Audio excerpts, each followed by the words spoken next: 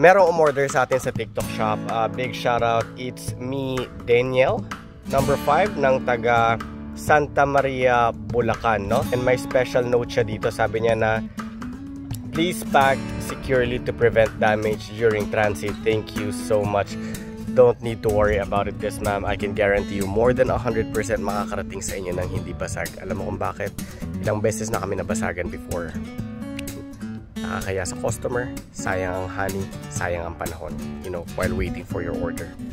Ayoko pong mapahiya sa inyo, and we have learned our lesson. So ganito po yan.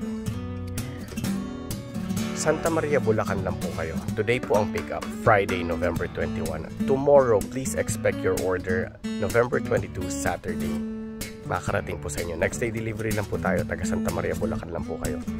Ang marireceive nyo po is yung item na in-order ninyo plus free organic lemons, and I can guarantee you more than 100% itong item na marireceive mo, ito sa mga secured at hirap mabuksan na in-order mo sa online ever. Ito ang pinaka-secured at isa sa pinaka-mahirap mong mabubuksan. That's how I do it. And ako mismo mag-aasikaso ng order mo.